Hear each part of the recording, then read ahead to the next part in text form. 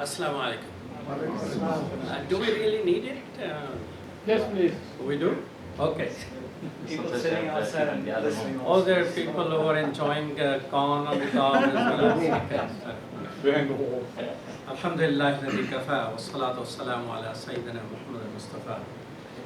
أشهد أن لا إله إلا الله وحده لا شريك له وأشهد أن محمدا عبده ورسوله. أما بعد فأعوذ بالله من الشيطان الرجيم.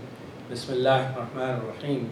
يا أيها الذين آمنوا اتقوا الله ولتنظر نفس ما قدمت لغد واتقوا الله إن الله خبير بما تعملون. صدق الله العلي العظيم وصدقه النبي الكريم ونحن على ذلك من الشاهدين والشاكرين والحمد لله رب العالمين. Dear brothers and sisters, it's a real pleasure to be here. Pleasure is not seeing you, although I enjoy seeing you as well.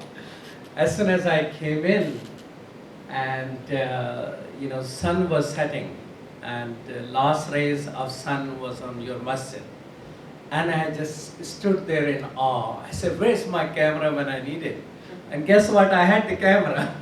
So I took out my camera, spent a few minutes capturing the beautiful sight of your new and upcoming masjid. And it reminded me of a great artist in Pakistan. His name is Aslam Kamal. He does calligraphy, but his calligraphy incorporates Islamic architectural symbols. Like whole calligraphy is built out of minarets and domes and mihrabs and different things. It's very unique. I have never seen anybody else that work. So as soon as I saw, oh my goodness, so thank you so much. Anyone who has contributed to that, may Allah bless you and make it a source of barakah for you in this world and inshallah in everlasting life. I remember meeting your Imam in the Imam's conference in New York, and after that he disappeared. I only knew now that he's here. Otherwise I would have reported him somewhere and looked for him. Thank you so much. I know you have been through a lot of programs, but I was here essentially for sound vision, and thanks to Brother Kaleem and Sister Naida, they are helping organize something called Keeping Muslim Children Muslim. We see it as a major crisis, and 95% Muslim children have no connection with masjid or a school of any type, Islamic schools. And what's happening with them is really heartbreaking. And I will say in few words before I switch to this topic, because this topic is connected with the topic which we'll be talking. So we discovered that 95% Muslim children have no connection formally with masjid or Islamic school. And what's happening with them is not fully known to Muslim community. Research has only begun in that area, and I am very actively involved for the last 3-4 years. And during that research, we learn extraordinary, heartbreaking things. And I cannot feel like sharing all of those with people because it just feels so bad. So we went through a strategic thinking process. About 400 Muslim teachers, now 900 young people, and Gallup and Pew and a lot of their survey research. So we have come up with the strategic plan, the 6-point strategy. How do we focus, take the current situation, but how do we all, masjid, the school, Muslim community, national organization, should work in changing that. And situation is very horrible when you consider the Jewish children. 50% of Jewish people, according to all surveys, don't believe in God. But just consider this, how much they take care to teach their children. 80% of all Jewish children go to extra education for Judaism as compared to only 5% Muslim children. And that's how they have been able to survive hundreds of years. Although they have been accused of killing God of Christians, of course we don't believe that. But and they were able to survive because how much attention they are giving. So this is the focus Sound Vision has. For that reason, I started developing different presentation, as Brother Ashraf was kind enough to mention. In 20 years, Sound Vision has developed 12,000 pieces of content. Not everything is for children, but for the Muslim community. Children, parents, imams, teachers, all the stakeholders. In that area, I developed this presentation, and when I was coming, and the function is going to be Sunday evening, keeping Muslim children Muslim, and it's the only program, we have full-fledged parallel program for children called Muslim Fest. It will have a puppet show, live puppet show for Muslim children, and Muslim parade, and different fun stuff. So I like all of you to come because of the importance of the topic. Now, how this connects? It connects in a way that Muslim children are in, among all the things which they are in, 47% drink alcohol at college. 30% kids in public school don't want to mention their name as a Muslim name. 7% are physically beaten up because they are Muslim. So a lot of pressure. So how do you excel into society, how you move forward is a concern for us. Because we make dua, Rabbana atina fid dunya hasana, Ya Allah, give us the best of this world and best of your everlasting life. So on that we identify several things which are needed, and this is one of those topics. That communication skills make life successful here in this world and of course in hereafter. So what is success? Success we define of course as Rabbana atina fid dunya hasana, Ya Allah, give us the best of this world, best of hereafter, and save us from the ill consequences of our own wrong deeds. So how to be successful in this world is very important. Actually, this is more important. Dunya, in a way, is more important because once dunya is over, there is nothing you can do for even akhirah. So akhirah as well as this dunya, this is the place. So how to be successful in this world, we like this to be an ongoing theme for the Muslim community. We're developing khutbahs on this line, we're developing lesson plans on this line, we like to teach children how to be successful in this world. And Rasulullah sallallahu alaihi wasallam was successful in this world, and how to achieve the best of hereafter. And we think communication skill will help our children be successful in this world as well as in hereafter. So this is the ayah which I recited. Why we must think of future? Why we have to worry about being successful? Because Allah asks us to be. And Allah says in this ayah, O believers, be mindful of Allah. Ittaqullah. Be concerned and thoughtful about Allah. Why Allah? What did I do? Wal tansub. So each one of you must consider nafsun individually at a personal level.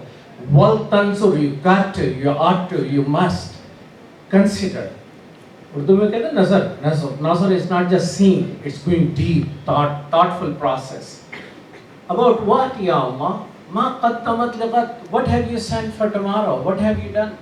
Wattaqullah innallah, and don't fool around. Fear Allah. Have taqwa. He is fully aware of everything which you do. So he is fully aware of what you do, but you need to keep an eye on the future.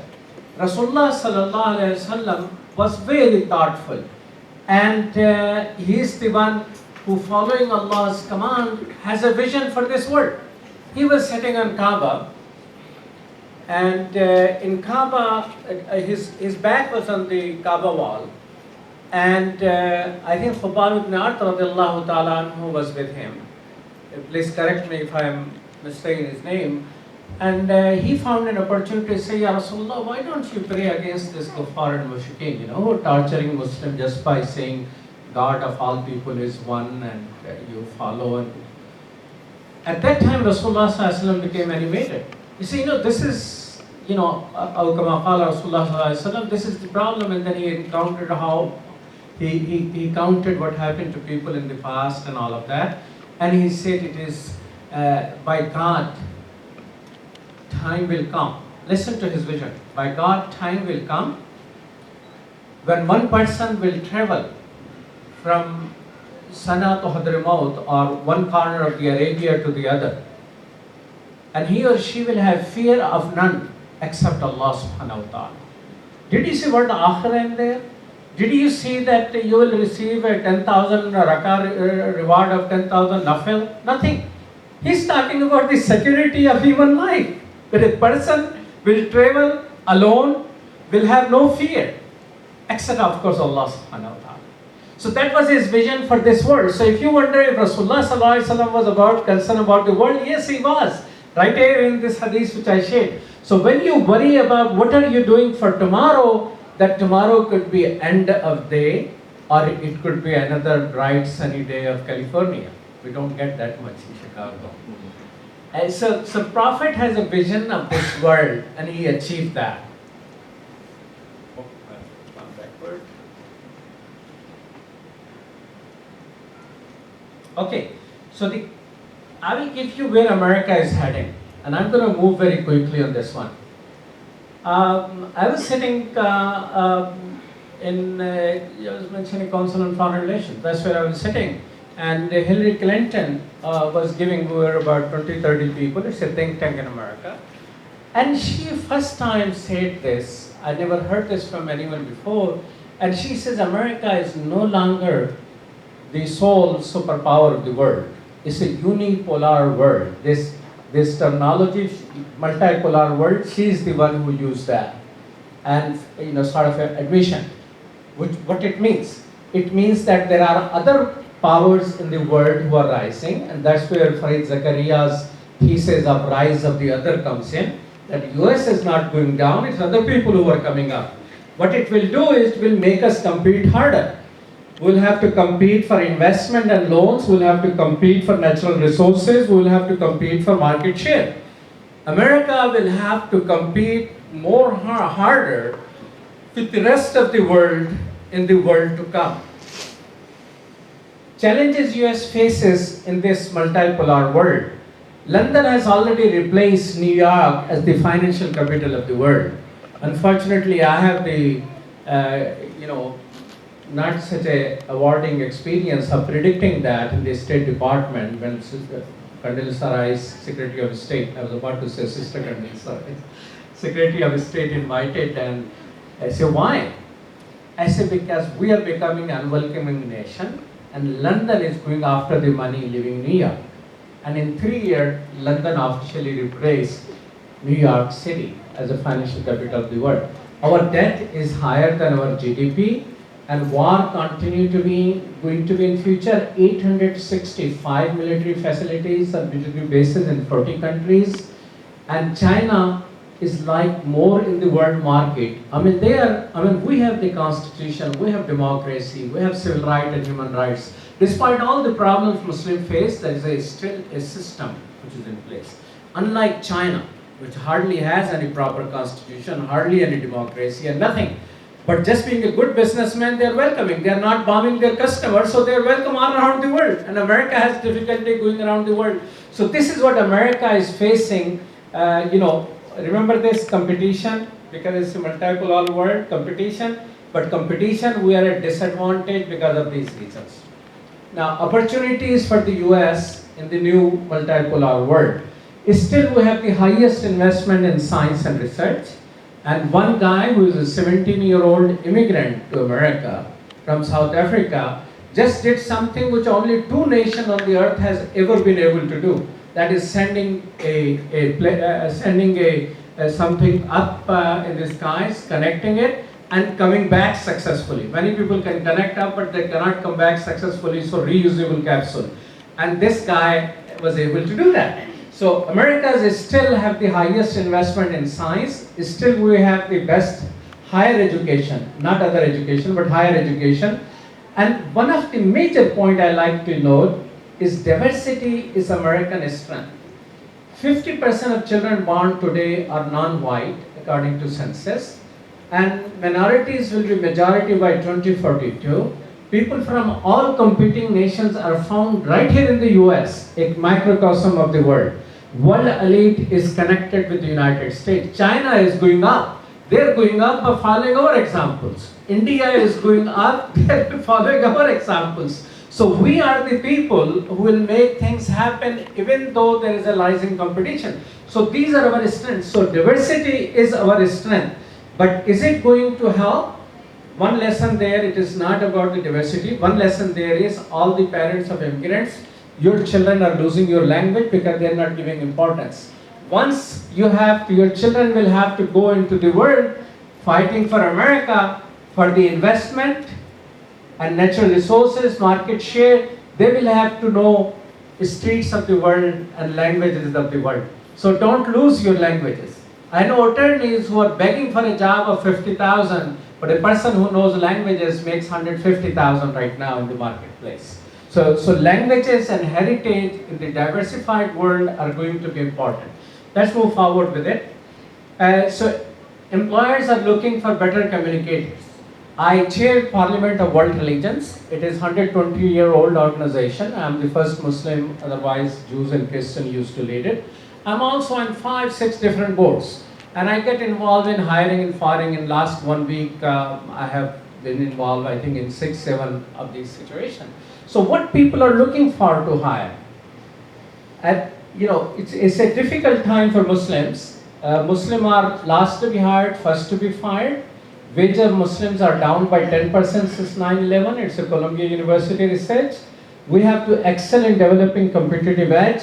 We must learn to be leaders, not just followers. America and Islam both needs leaders. And leadership skills is communication skill. So what we are looking for, communications and networking skills will give you both edge over the competition. Communication is good for job. It is good for service, public service. It is good for dawah, and it is, trust me, good for the family. So in the hiring process, what they are looking, my style is, I don't look at the resumes. People just build up resumes. I just talk to person first. If I see person is able to listen properly, if person is able to convey properly, person can handle a conflict situation. Sometime in the interview process, I throw a rather difficult question which make them defensive, and I like to I'm just seeing how a person is dealing in a defensive situation. How a person is dealing when it looks like a conflict, although I have no conflict with the person I'm about to hire, but I try to see. So once I understand that, then I say, okay, where is this? Just give me this person resume, this person, otherwise who's gonna read 100 resumes? You just want to read few. And the basic skill which makes a difference is how good is a cover letter? Is it meaningful or taken from the website? How well the resume is written? Is it all the nonsense everybody puts, or is it meaningfully conveying the person? Or the person is responding in a timely manner? Can the person express herself? Are they listening to what I am saying? Can they represent my company? So hiring process essentially pay attention to what are the communication skills. Fast track growth. If you are already in a job, and I'll give you several examples of it. They say, are you listening well? Can you make a good presentation? How is that person's relationship and networking? Can she be concise to the point or takes a lot of time? How can she handle critical feedback? A person, how they're handling? Can they handle conflict well? So if once you are in job, you grow fast if you have these things. I fired almost all the staff of one organization except 3 people. Those 3 people have good communication skills. I let everybody go. And now it's going to be hiring in a big way again, $8 million project and whatnot. But it makes a huge sense. Success in business is very important because according to Gallup survey, largest number of self-employed people are Muslims in this country as compared to other faith groups. So for business, again, listening skill, being able to talk, sell, writing a good landing page for the website, photo which speaks, customer service, everything deal with that. You know this dude? Mehmet As. Now, Mehmet is Turkish word for Muhammad. You know that, right? Now, there are a lot of heart surgeons and cardiologists. What's the difference between the 10,000 other surgeons and cardiologists and Mehmet As? What's the difference? Don't tell me he has been on Oprah. But that's one. That's one, of course. His main skill is communication. He can talk to you and you're not reading any medical terminology and you can still understand. The only difference between one physician and the other is that he can communicate and he can talk, and now he's popular and all over while he's a practicing person in the Rush Presbyterian, not Rush Presbyterian Hospital in New York. Sister Ingrid Madsen, in Democratic Party, she became the first person who, in the, any faith person who spoke and all of that, was ISNA president. What will be her skill set among, other 15,000 women who attend ISNA convention? Ability to write, ability to speak, ability to overcome difficult situation. She has opened many difficult things for Muslims. When she is in her institute where she is, Hartford Seminary, the president of that seminary called me. No, she didn't call, somebody else called. It was inauguration of a president of that seminary. That seminary is 200-year-old seminary. I knew in my madrasa in Pakistan the name of that institute because of the work they do about the Muslim world. They have a journal called Muslim World. And when I was a kid in the library, I used to see that. Never read it. I have no idea what English is. But I used to know ABCD enough. So they invited me to inaugural session. So I say, how Ingrid was able to do that? Because I'm not a Christian, I'm a Muslim. I'm an imam in the Muslim community. It's her ability to overcome difficult situations. It's a communication skill. Anybody knows this dude? Raise your hand if you know him. Well, one person in the masjid, good enough. Two. All right, his name is Salman Khan. He likes his name right there. Salman Khan. Anyone of you have last name Khan? Nobody, no Khans here? Or one Khan is there at least? Well, normally you ask in Chicago, half of the people raise their hands. A lot of Khans here. Now this Khan has done something which hardly anybody has done. He has a degree from Harvard and MIT, and he is in California. And America has a problem. That problem is not higher education, in a lower level education about science and math. There are no good teachers available for science and math. And America is, I think, 26th or 29th level in the nations when it comes to science and math. And this guy came up with a solution that now Bill Gates, this is Bill Gates introducing him in TED. TED is one of the top speakers of this country show up who are innovators and whatnot, and Bill Gates is introducing him. Now Bill Gates is putting millions of dollars in his Khan Academy, which is teaching more than 131 million lessons in math and science. So what's the difference between one Harvard graduate and the other Harvard graduate? Communication skills. He's not a fiery speaker, but in 7 minutes, he can take any concept of science and math, and in 7 minutes, he describes it to you. And he's revolutionizing the whole thing. Now Google and Microsoft, his foundation, Bill Gates Foundation, are heavily investing, and he's growing and whatnot. But what this Muslim has been able to do, of course nobody mentions that he's a Muslim. Only the terrorist guy get to be called Muslim. Good luck with that. Only those people get called Muslim, nobody calls him Muslim. So what he's able to do because of what is skill? Are you with me? All right. So you're still up, you're not sleeping. All right, public service and communication skills. You know this dude from California? I remember Barbara Walters asking him, what was your grade in school? So this guy goes like this on his chair. It's very difficult to tell your grade. He's the president of the country. All the kids are watching. He says, secret? How come a C grader is the president of this country? What's the difference? He can communicate. He's considered one of the most successful leader of this country. His main skill is communication skill. What about this person? Look at his eyes. Look at his eyes. I read about him. I read about him that when he meets to people, he looks straight in their eyes as though he's talking to them. That's how he meets. And I read somewhere and I forgot about it. I was in President Obama's inauguration, so on this bench, President Obama, his wife, and Vice President and his wife, and him and Hillary Clinton was right here. And this bench was where I was sitting over there. So President Obama went and sat down. Biden went and sat down. Him and his wife, they came and shook each one of our hand. And then I remember what people say about him. And the guy is looking straight in my eyes and shaking my hand as though he knows me, he wants to remember me, he wants to deal with me. He has nothing to do with me. So communication sometimes is your eyes. Are you talking to me? Are you talking to somebody else? Are you listening to me or somebody? So listening is not, oh yeah, I'm listening, keep talking. That's not listening. Are you meeting with you?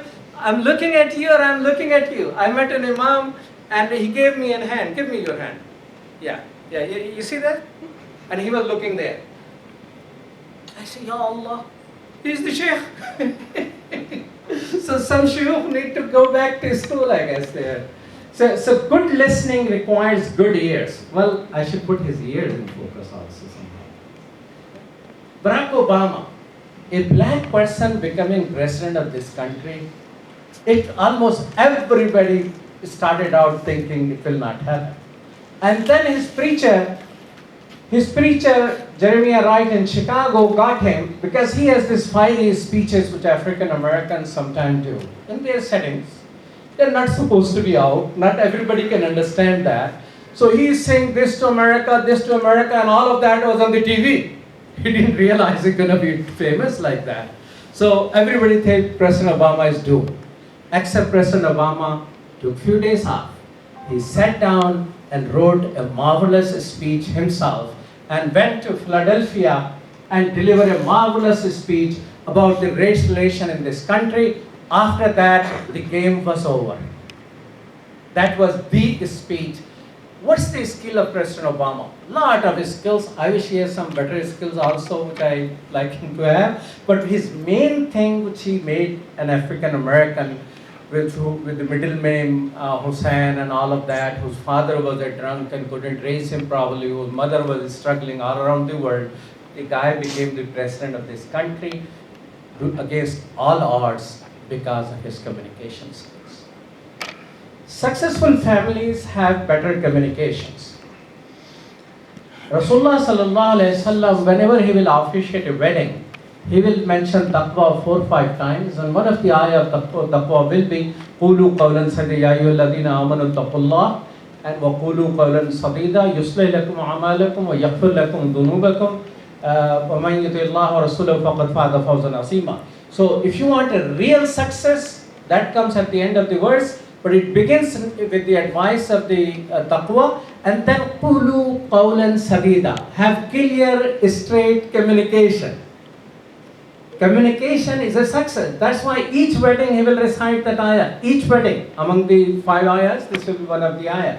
So good communication. If you don't believe me, if you have a problem, you go to a psychiatrist and psychologist. He'll say after taking $5,000-$10,000, he will tell you, you need to have some better communication between you. Rasulullah sallallahu alaihi wasallam will say before fight begins. And he himself will practice it.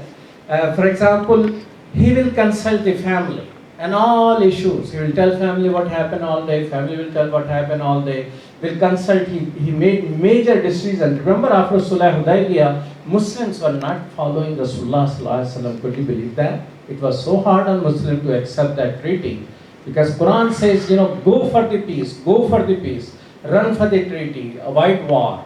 So following that, Rasulullah sallallahu alaihi wasallam has Sulh Hudaybiyah. Muslim could not believe that. So he went broken heart, and his wife advised him that why don't you go ahead and do the sacrifice, and believers will follow you. And that's exactly what happened. So Shura in the family, Google me, put my name Abdul Malik Mujahid and Shura in the family. I practice this in my family, and I cannot tell you how much barakah it has brought in my family. And how you can have a shura in the family. You can find that article, the importance of listening in family shura. You can Google that also, or email me. I'll send it to you. The Prophet and Aisha radiallahu ta'ala anhu used to race with each other in Medina. How many of you knew that? Raise your hands. Oh, there are some good people in the race here. I like that. I go there, I cry in Medina wondering where they used to do it. I wish I knew it. But they used to do it. And she says that Prophet will beat me. No, I used to beat the Prophet sallallahu alaihi wasallam until I gained little weight. Then Prophet started, beating me in the race. What is this? And what it got to do with communication? Unless you have a relationship, you cannot communicate properly. You're likely to miscommunicate unless you have relationship. So relationship is part of that, and shura in the family, I think, is extremely critical. Muslim divorce rate is reaching, not exactly like the rest of the America, but it is reaching pretty close now. Once even they insisted, they listened to my khutbah and whatnot, they insisted that I come and officiate. And 6 months after that, they were just coming up that this is problem. Both of them, mashallah, lawyers. So communication and language is critical, but shura is the behavior. Everyone is talking about Islam and Muslim. It's about time that we talk. This is the logo I stole from Radio Islam. Sound Vision runs in Chicago. Why? Because communication is needed in this field also. There is more demand for Muslim speakers than there are Muslim speakers out there. There are more demands for Muslim to write than there are Muslim writers available. Literally. Sometimes, brothers and sisters, I get up early and I like to sleep by 10:30. I will about snoring time for me now, from Chicago Standard Time. But these Muslims don't have many writers. Muslims don't have many speakers. And we are losing. There is a demand in the society. Sense of fairness, sense of fair hearing among our neighbors is substantially high. They want to engage Muslim and they want to talk to Muslim. Despite the terrorism of 9/11, despite 10 years of propaganda against Muslim, still 100 million people in America say, we have no problem with Islam and Muslim. Who are these 100 million people? Very proud neighbors who trust you and they want to hear from you, not from the guy on the TV. So our story is untold. The challenge of explaining ourselves, Muslims are often defeated in the public eye because of the weakness in media and communication skill. Take the example of the Sharia debate. These people have a demonstration against Sharia while you never had a demonstration in favor of Sharia. Muslim response, essentially silence. If you Google word Sharia, you will have creeping Sharia, 10 reasons nobody should follow Sharia, women against Sharia, Muslim against Sharia. Nobody thought of an idea, Imams against Sharia. Imam, you better grab that domain name. Or somebody else jumps on it. So this is a strange world. I mean, we are being beaten up left and right in Sharia and we are not telling people what is Sharia. Because writing skills is needed. They have printed books in the last 5 years, written hundreds of articles, but our response is weak. This is what a Christian, so from Tennessee, Muslim called me, oh, this is happening here, they are banning Sharia, what should we do? So I gave them some advice. So they contacted some people and sent me this letter from a Christian leader and who wrote to a Muslim, my brother, the most important, this is capitalization, reality behind it is that overwhelming majority of Americans do not have slightest idea what's the actual character of Sharia and the content of Sharia. So main thing is that our story is untold. So communication is not only needed for good job, it's not only needed for good leadership skills, it's not only needed for your family relation, but it's needed for dawah also. So Rabbana atina fid dunya hasana wa fil akhirati hasana wa qina adhaban nar. And Prophet was the great communicator. His job description in the Quran is what? وَمَا أَرْسَلْنَاكَ إِلَّا شَاهِدًا وَمُبَشِّرًا وَنَذِيرًا وَدَاعِيًا إِلَى اللَّهِ وَسِرَاجًا مُنِيرًا. All 5 categories deal with communication essentially. And when mushrikeen were bothering him in Makkah, he said, "Hello, baini wa bainana, just get out from him, let me talk to people." That's all he was looking for. So a duty to communicate. I invite Muslims to think out of the box on these issues. I painted a big, broad thing. What's happening in America? America is facing competition in the world. America is changing its color. It's becoming more diversified. When we have competition with the rest of the world, we are right here. Muslims come from 54 countries in the world. Well, probably they come from 100 countries in the world, but at least Muslim countries in the world they also come from. So they know the streets of the world, they know the languages of the world. We can build on our diversity. We are the most diverse community of any community, faith community in the world. So how many non-Muslims are in your masjid every day? How many students are there in Muslim school on the daily basis? How many people, Muslim and non-Muslim, benefit daily from Salvation website and daily radio program? So I am inviting you to think, in whole Los Angeles, how many people do you think come for Salatul Jummah? Any idea? Abu Haitham? 2.5%. How many people who come to Jummah Salah? I just gave khutbah in Orange County, even the main hall was not full. 400, 500 basically. Each masjid? Biggest masjids. Biggest masjid. Yeah. Altogether, would you say about 15,000 people or 20,000 people pray Jummah in Los Angeles greater area? Now can say more. 30,000? Yeah. So let's say 30,000 people come to Jummah in 200 masjid in Los Angeles. But power of the media is such that just the number of people who come to Sound Vision on daily basis, if they're watching Adam's World at home and all that, I have no idea. Those who come to our website, those who come to benefit from our products at Radio Islam are 73,000 people every day. Sometimes it goes to 150,000, but the average is 73,000 people. So Muslims complain about media that we are beaten up and all that by the media, but power of the media. Rasulullah sallallahu alaihi wasallam used each and every means of communications. So here I am for the conclusion. So we want to be successful and we make dua for it. And we make dua, Rabbana atina fid dunya hasana, Ya Allah, give the goodies of the world and best of this world and best of hereafter and save us from the hellfire. My submission to you is communication skills will help you succeed in both this world and the hereafter. In this world, you can have a good job and grow better in the job. In hereafter, because in this world you will be able to have better family life, raise good family, committed children, and inshallah have better communication with each other, learn Islam, convey Islam. So job, family and dawah, all three things require better communication skills. So it's not enough to graduate, you need to produce leaders, not just graduates, and these skills can help in jobs, service, dawah and the family. How do you learn communication skill? You don't have to go to full-time master's degree in this. If you do that, welcome. Give me a call, I will help you and guide you. I don't have a degree in communication. I have a PhD in political science essentially, but I learned these skills. You can do courses, no matter what you're studying, and don't think you're already graduate. You can go back. Just without money, you can take courses, you can audit classes, you can pick up from the library some books and CDs and whatnot. Participate in debating society, participate in writing competition, join Toastmaster Club, build multilingual and multicultural heritage, watch TED speeches and practice those. Actually, I would say memorize some of the TED speeches and practice those. Your community should start Toastmaster Club. The masjid I give khutbah in downtown Chicago, after they heard my couple of khutbahs on this, they started Toastmaster Club right in the masjid.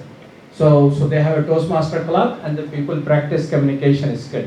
Start a debating society in your school and masjid. And whatever you do in your school, I heard you have 60 classrooms there, 20 classrooms and all that. Whatever you do, writing and speech should be part of everything children do in the class. And organize writing and speaking competitions.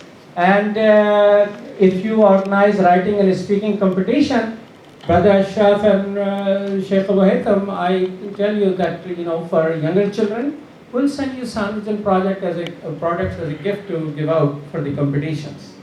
And if you commit some fund when you're looking at the budget, see what's the budget for communication, what's the budget for youth, and we will work with you on that. And if you need some help on that, but this is something we need to do for our children to succeed.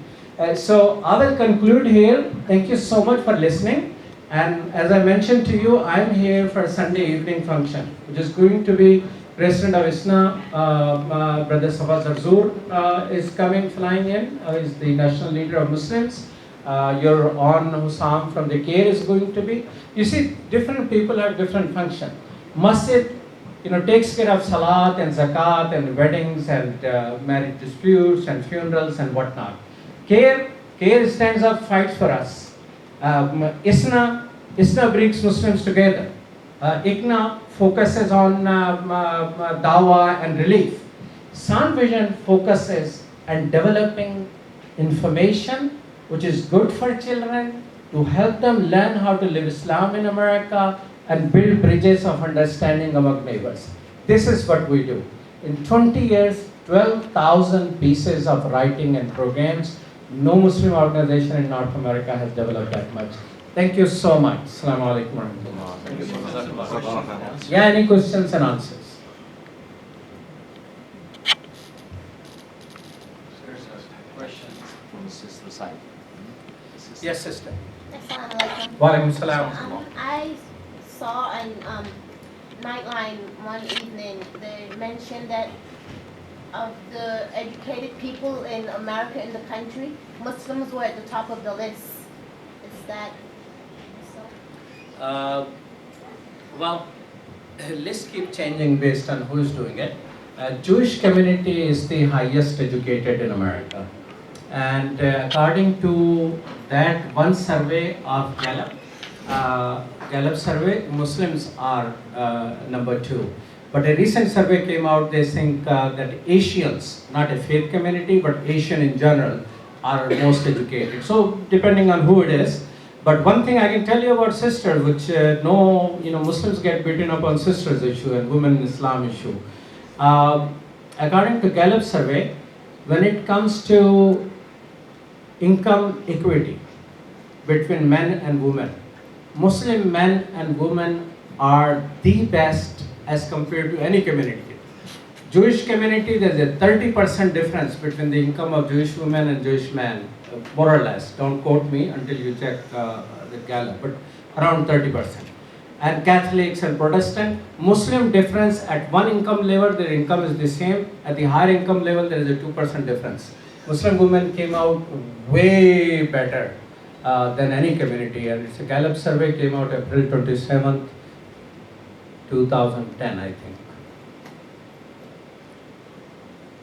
Any other questions? Yes. Question you mentioned about the Muslim students on the campus is 47% are engaged in alcohol.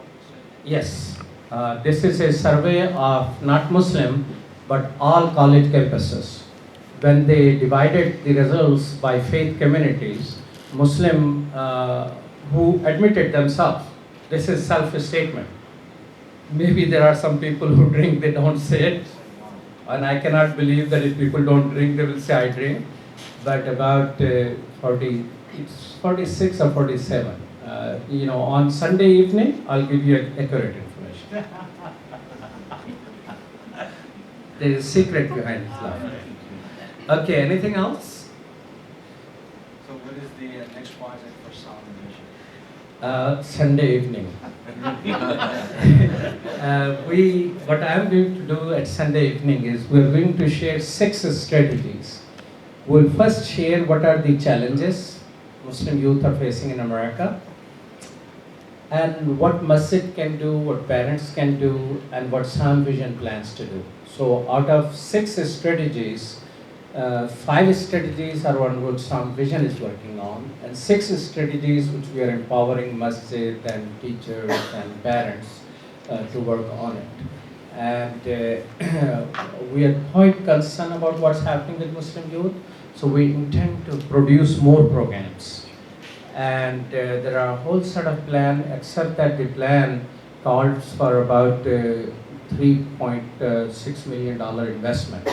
The problem is that in each city, masjids are being built. Right now in Chicago, we have about $37 million worth of masjid projects going on. We are big in that. People are building school. We have 19 full-time schools. We're building more. But when it comes to developing content and program, people don't quite understand that.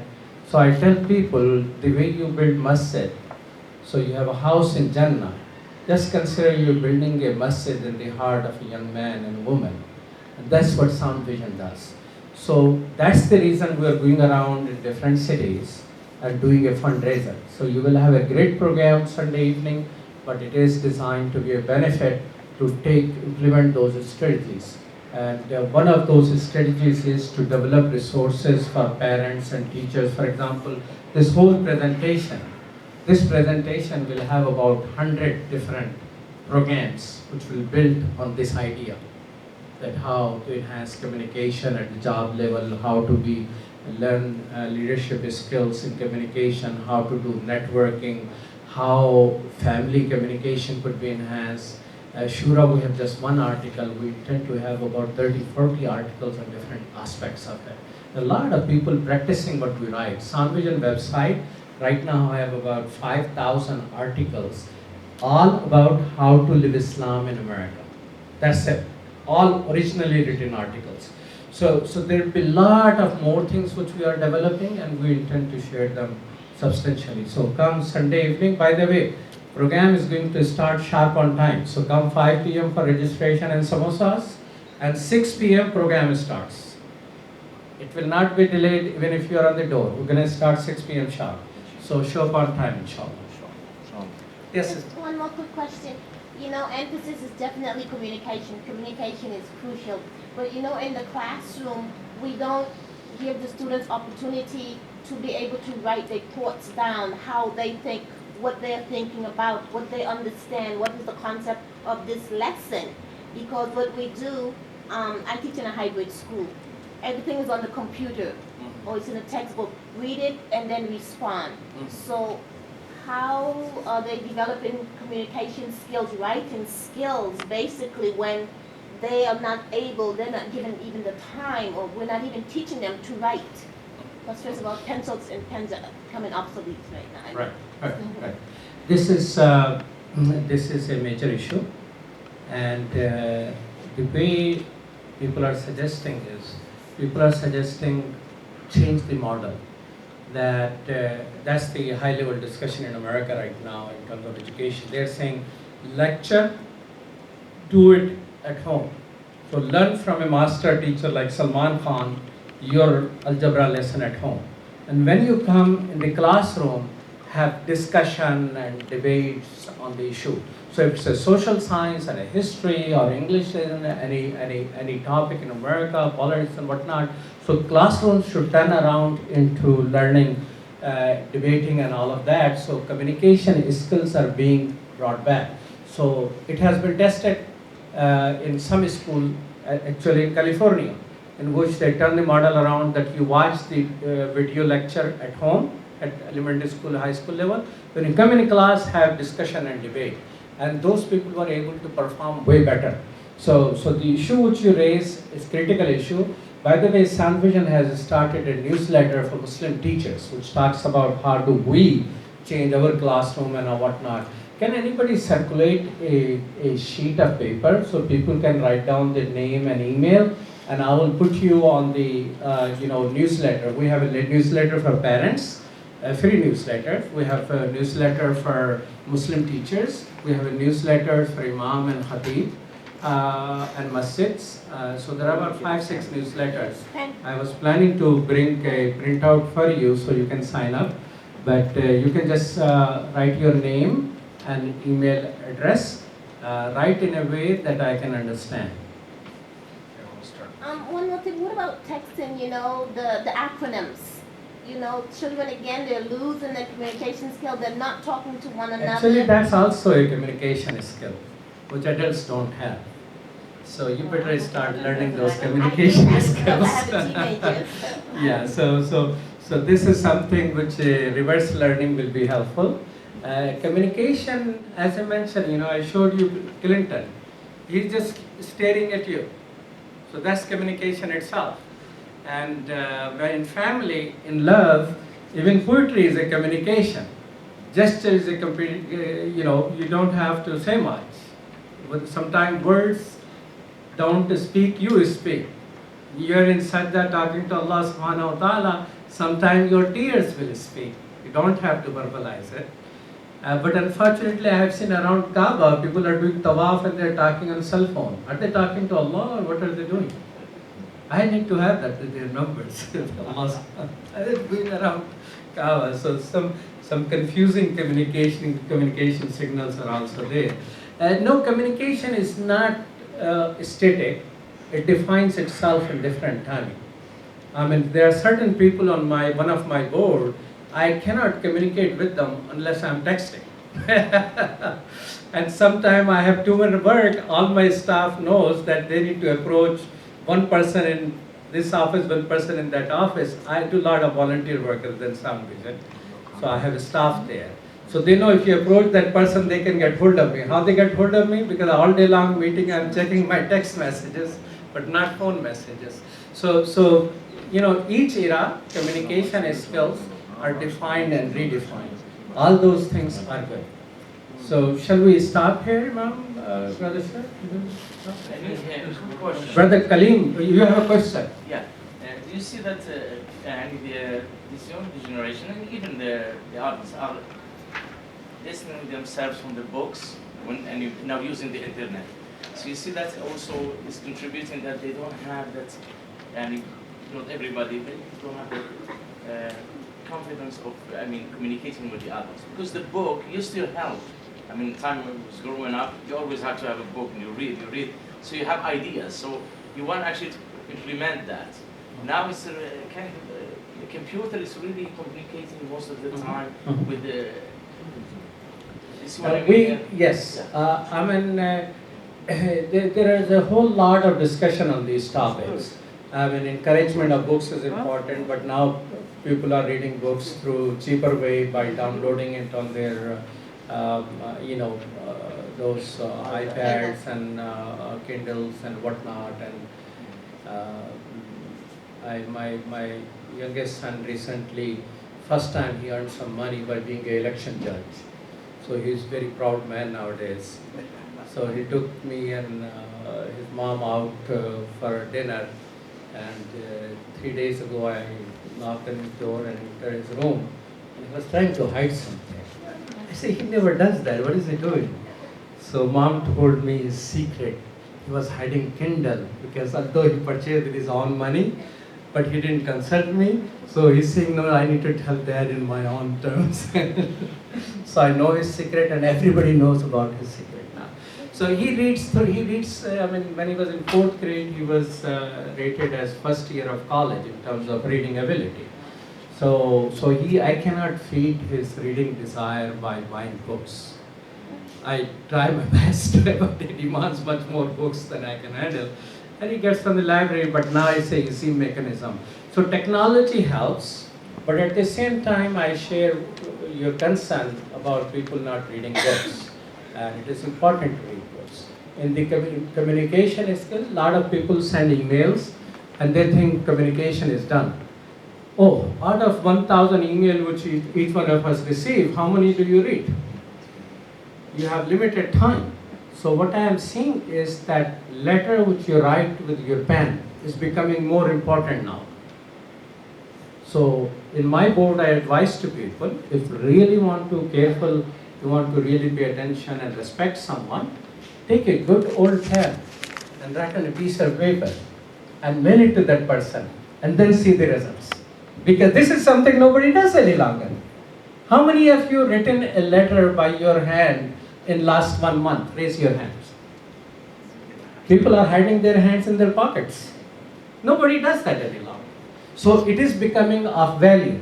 So communication has a goal. Goal is to be able to convey what you have in your mind. And you find what is the best medium.